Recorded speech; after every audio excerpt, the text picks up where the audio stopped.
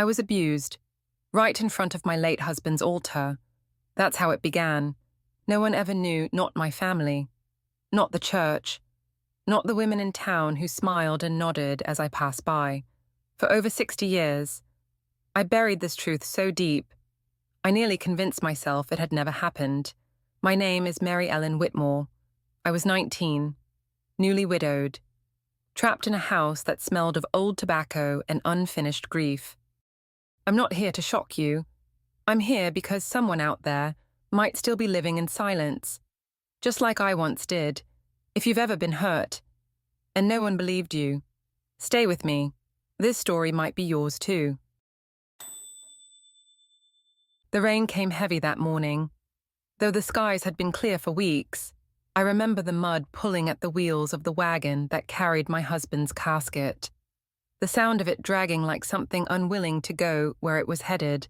Men from the church walked alongside it in silence. Their hats pressed low against the wind. No one spoke. The only sound was the sharp hiss of the wind curling through pine trees and the low sobs I tried to swallow. John was just 22.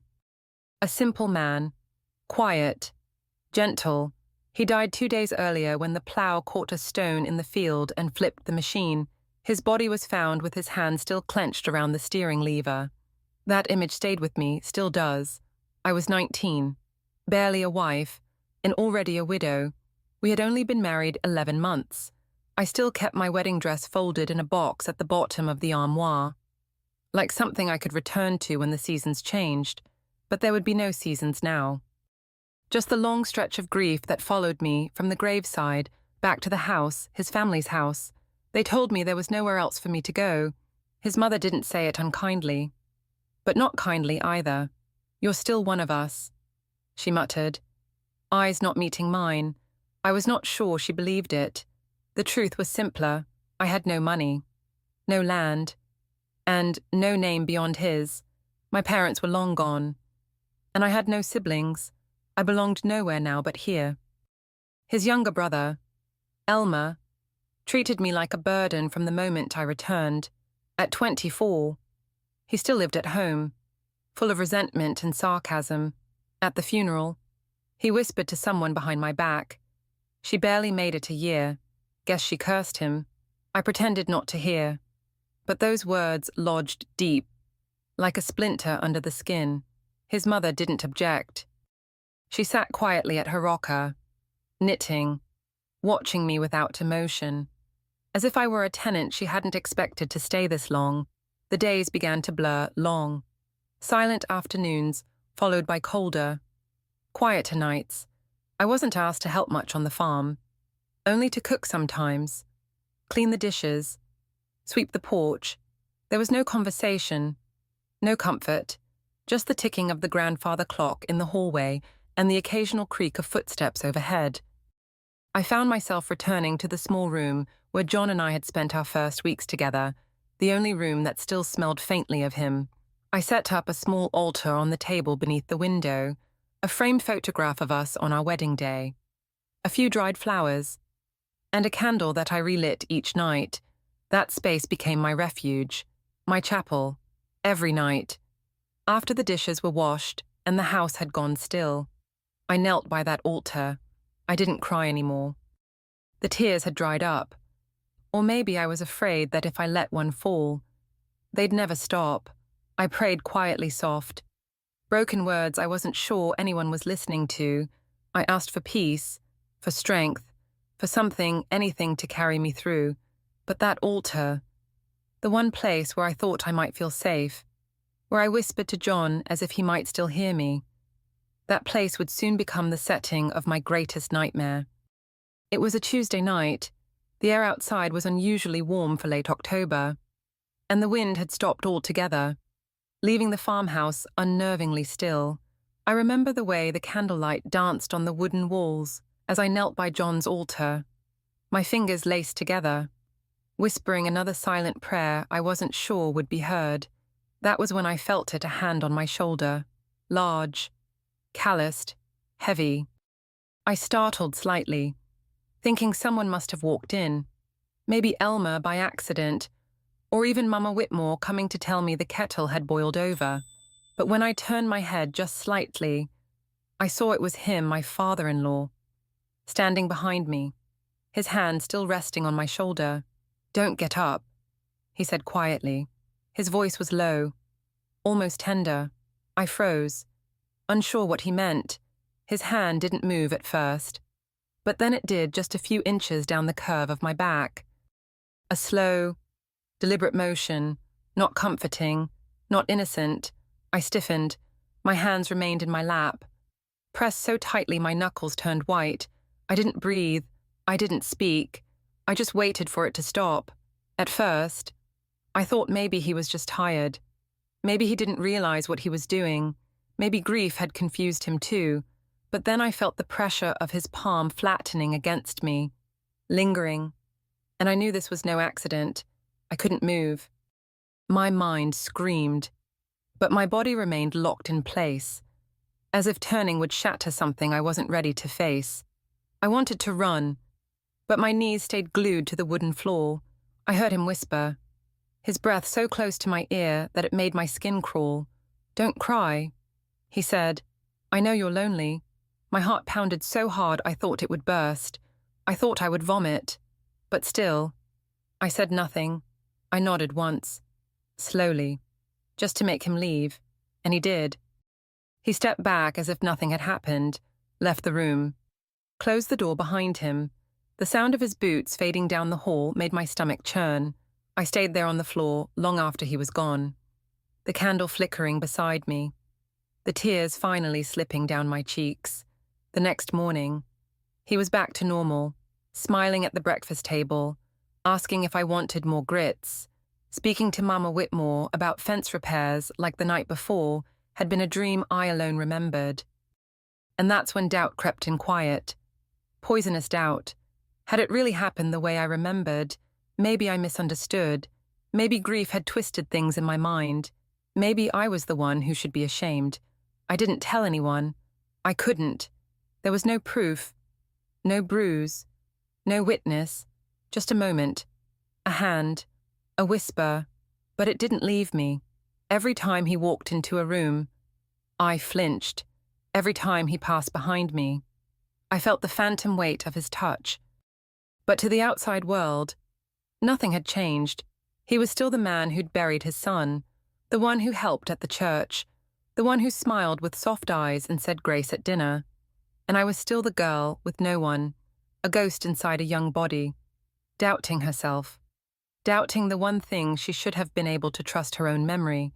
I clung to the hope that it was a one-time mistake, a crack in his grief, but I was wrong, because the hand would return, again and again, each time with less hesitation, each time further than the last. The second time didn't happen in the quiet hush of prayer. Under flickering candlelight, it happened in the dirt, behind the chicken coop, where the earth was damp and the air smelled of feathers and decay. I had gone out with a tin of feed, hoping for a moment of air, a moment away from the walls that seemed to close in tighter each day. The sun was low, casting long shadows across the yard. I didn't hear him approach. I never did. His hand clamped over my wrist, not like the soft pressure of that first night, but firm, fast, purposeful. He pulled me back behind the coop where the roof sagged and the world was hidden from view. I said no. I said it again and again, my voice shaking, my hands trying to push him away. But it didn't matter. He didn't stop. He didn't speak. The cold earth scraped my back. My skirt tore. When it was over, I couldn't breathe right. I stayed there in the dirt for a long while after he left, knees pulled to my chest, blood soaking through my underclothes, heart thudding like a hammer inside a hollow chest. I didn't tell a soul. How could I? Who would listen? I was just a girl, a widow living under his roof, eating his food. I had no family nearby, no place to go. And what would I even say? That the man who sat at the head of the table, who led the blessing every Sunday, had dragged me into the dirt like I was nothing. Instead, I swallowed the truth like poison. I began to shift my life into the shadows, I slept during the day, feigning illness so I wouldn't have to eat at the same table as him. I stayed awake at night, ears straining for his steps, praying he wouldn't come, but he always did. His footsteps grew bolder. He didn't whisper anymore. Didn't pretend. There was no warmth in him now, only cold eyes and the smell of liquor and soil. He came in the dark and left before dawn. Without a word, like I was just a space to be used, I stopped praying. The altar became a cruel reminder of where it began. I couldn't kneel there anymore. I couldn't light those candles without seeing his shadow behind me. The silence of the nights grew heavier, thicker.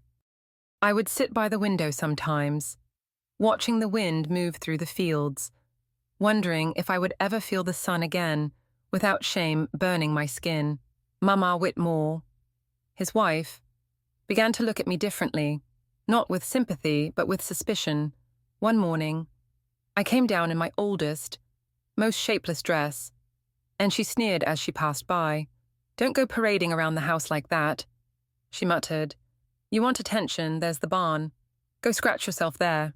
I froze. My spoon clattered into the bowl. She didn't stop walking. That's when I understood. She knew. Not everything. Maybe not the dirt behind the coop or the bruises I hid beneath my sleeves. But she knew enough. Knew enough to blame me for her husband's interest. Knew enough to hate me for something I never invited. The worst part wasn't the bruises. It wasn't even the nights I woke up choking on my own breath, certain he would come again. The worst part was the aloneness. That I could be hurting so loudly and no one could hear.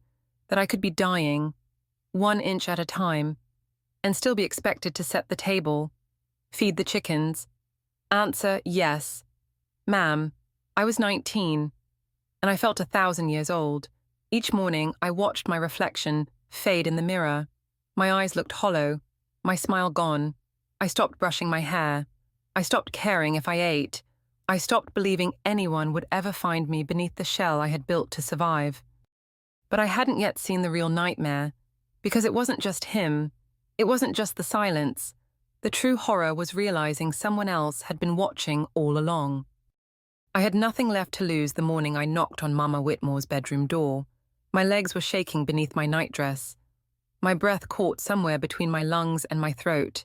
I stood there for what felt like hours, listening to the clock ticking from the hallway mantel, until I finally heard her voice calm. "Clipped and come in."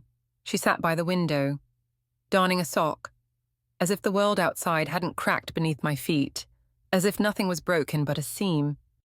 I walked to the edge of the room and said it quietly at first, my voice trembling. He touched me, my hands curled at my sides.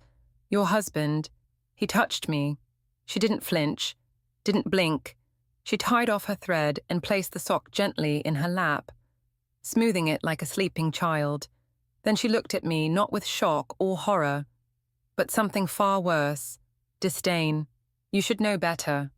Mary Ellen," she said, "every house has its secrets, and every woman learns to live with hers." The words hollowed me out like a blade to the belly.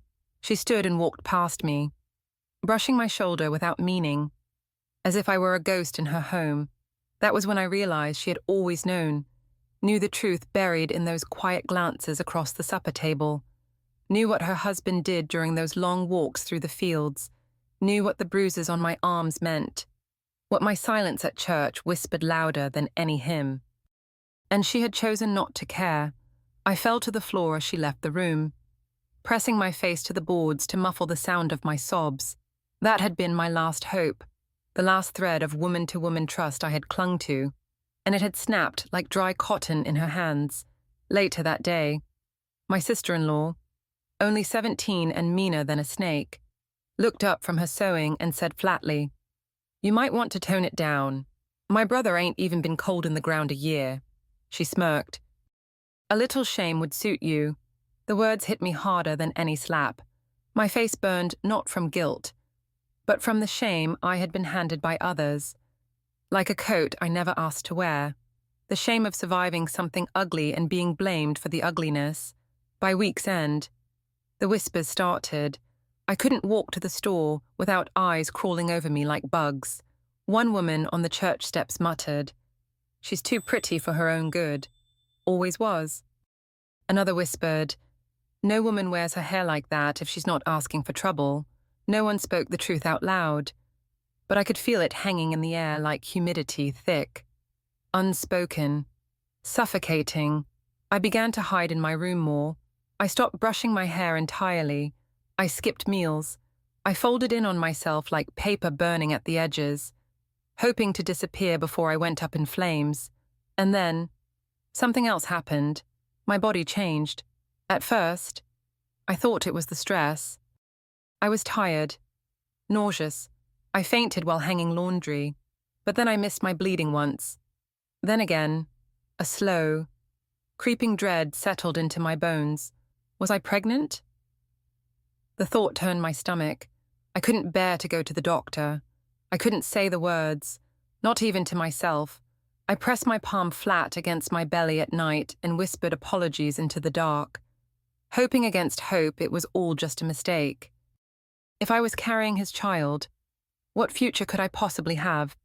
I was drowning, alone, and no one would throw a rope. But even then, in that pit of shame and silence, someone somewhere had not forgotten me. It had been raining all day, the kind of slow, grey drizzle that soaks into the wood and into your bones, the kind that made everything seem slower, sadder. I was sitting on the porch steps, holding a chipped mug of cold tea, when I saw a shadow cross the gravel path. I didn't lift my head.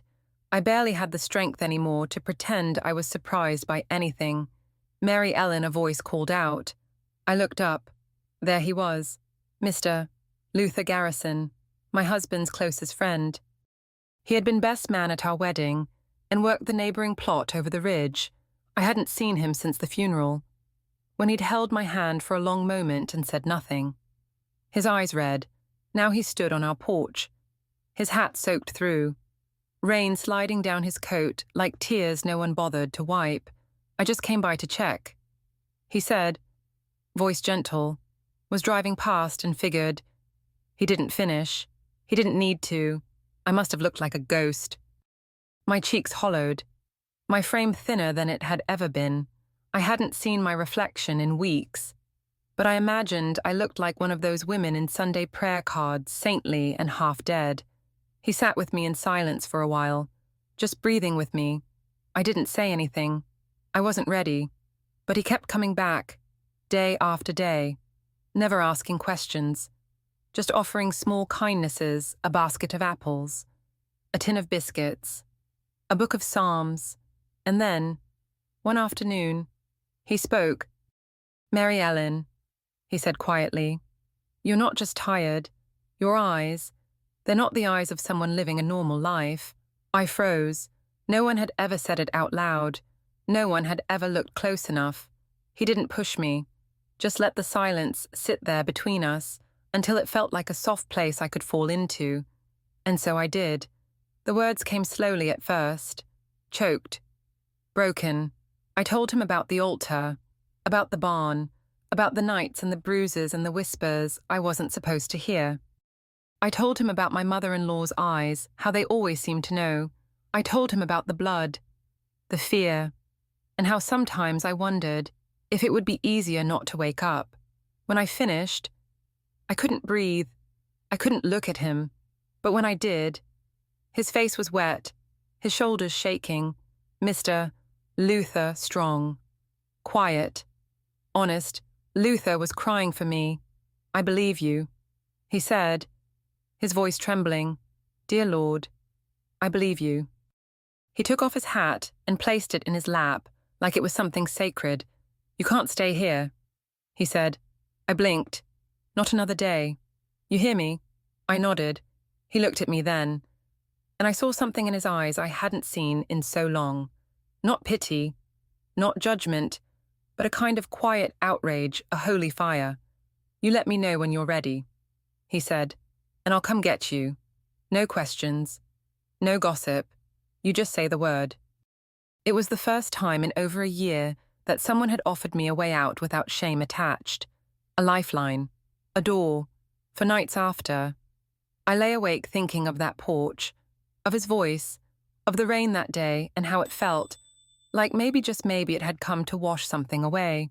I began to count my steps, map my exits, fold what little I had an extra dress, a hairbrush, my husband's Bible into a small satchel I hid beneath the floorboard. And then, in the final week of March, when the sky was dark and the wind howled like a warning, I stood in the doorway of that farmhouse one last time. I didn't leave a note. I didn't say goodbye. I just slipped into the night. Because sometimes, survival doesn't announce itself. It just begins with one step toward the road. The night I left the farm, the sky was starless and heavy, as if the heavens themselves were mourning. I wrapped my belongings in a small cloth bag, my late husband's photo, a thin wool cloak, and the worn Bible he gave me the day we were married. My hands trembled as I tied the bundle. Every sound in the house floorboard creaks. Wind brushing the tin roof felt amplified, sinister, like the walls might scream my secret aloud. Luther arrived just before midnight, his truck lights off, boots muddy from walking the back trail to avoid suspicion. He didn't speak much, just looked at me, nodded once, and took the bag from my hands like it was made of glass. "Don't look back," he said quietly. Not even once. The ride to the depot was silent. Every bump in the road rattled my bones. Every turn of the tires sounded like a warning.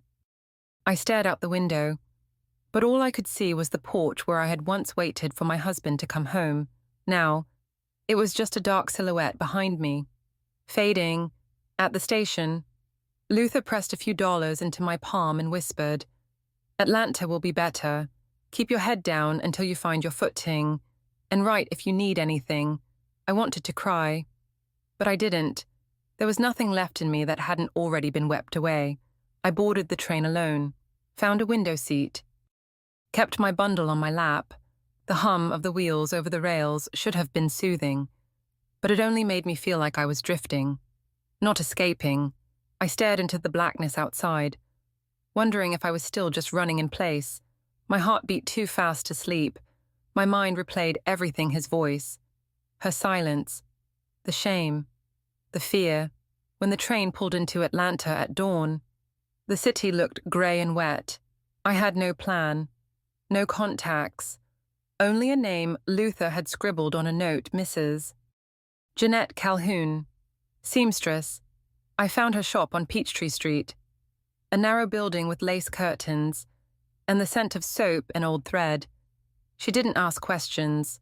She looked at my face, handed me an apron, and said, "You can sweep for now. We'll see about sewing later." So I swept, I hemmed, I stitched, I ate when I could.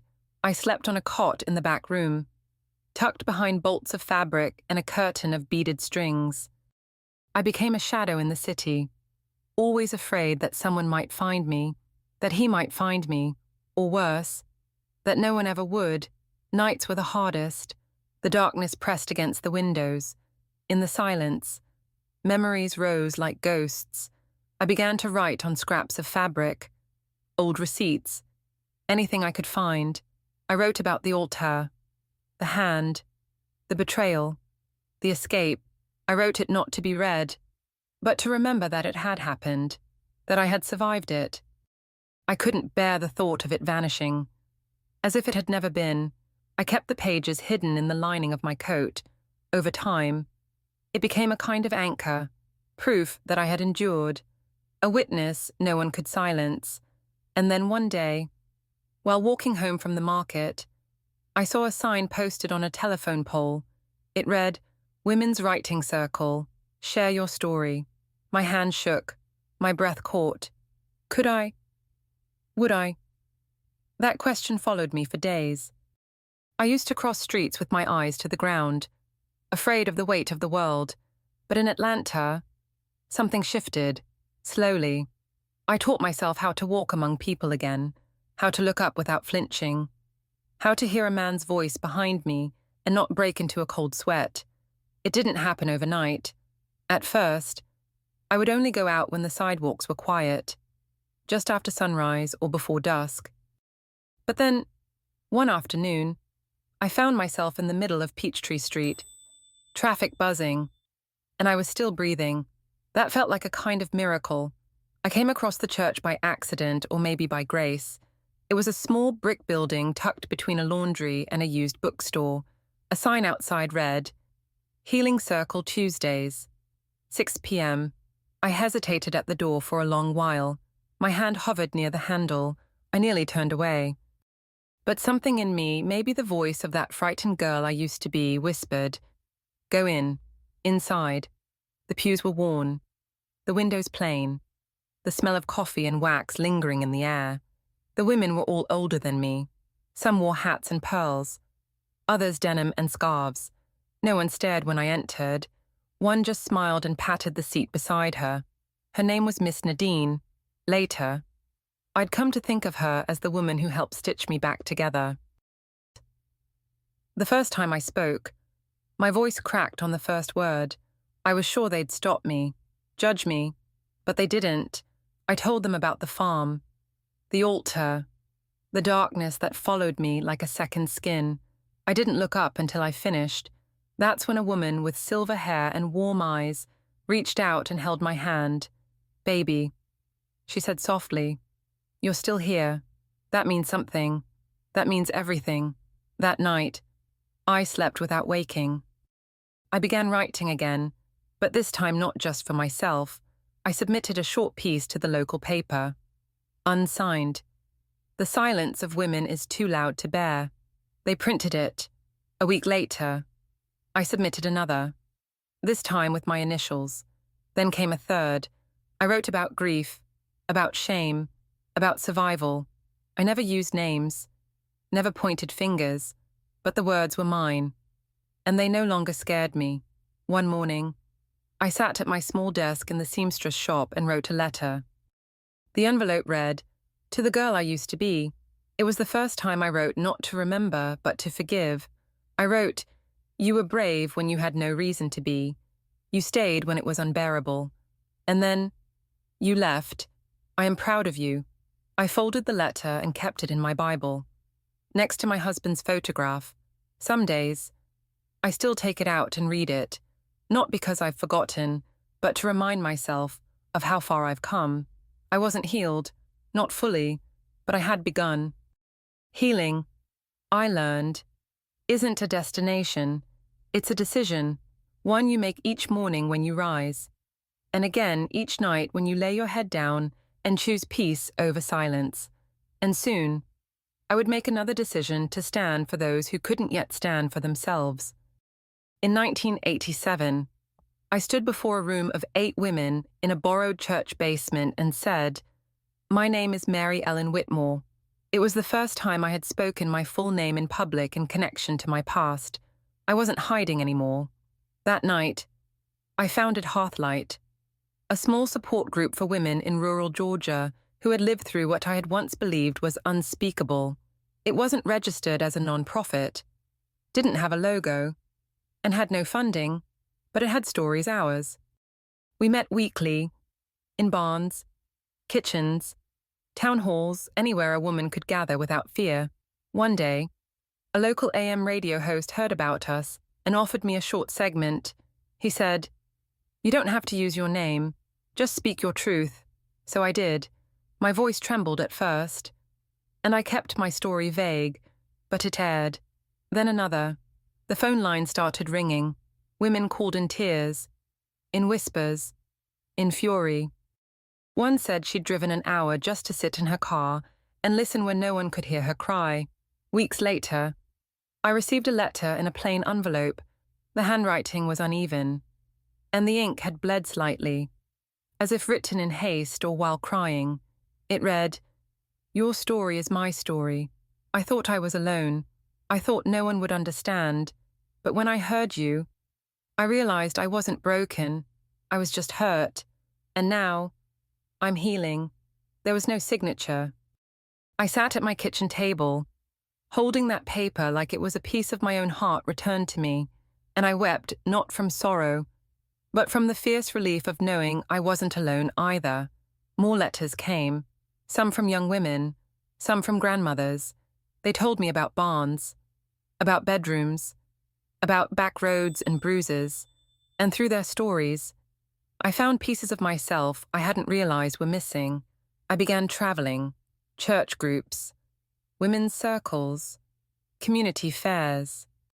I never charged a fee. I didn't bring slides or pamphlets, just my voice. And the message, you are not alone. You are not to blame. And you can begin again. People started calling me the woman who speaks for the quiet ones. I didn't mind.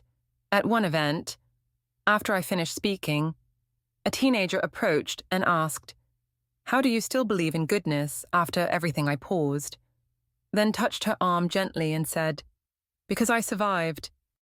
And surviving, my dear, is the most radical kind of hope there is. The world didn't change overnight, but in those quiet meetings, those handwritten notes, those tearful hugs in parking lots, I saw something shift. Silence became story. Shame turned into shared strength. Grief was no longer something to carry alone. And now, I sit here, telling this story again, not because I need to remember, but because maybe you do. Maybe someone listening is still in that dark room, still waiting for the moment when it gets better.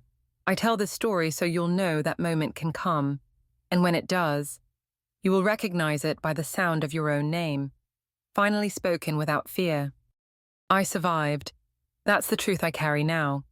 Like a soft hymn, I hum to myself. When the wind outside feels too much like the past. There were years long, brittle years when I wished I could disappear entirely, fade into the quiet and never be seen again. But I didn't. I stayed. And more than that, I chose to live. I refused to let those years define the rest of my life. I reclaimed my breath, my voice, and my name. If you are listening now and find yourself buried in a darkness you cannot name, please hear this even in the deepest night. There is a flicker of light. It may be faint, it may tremble, but it is there, and it is yours. Hold on to it. Protect it like the last ember of a fire you once believed was lost. Do not ever believe that you are trapped forever. There is always a way forward, even if the first step is simply whispering your truth to yourself in the silence. If you are hurting, I want you to know you are not alone. I believe you. I hear you. I am here, even now, across time and distance, reaching back through this story to hold your hand. And if this story has touched something inside you, please share it. Leave a comment.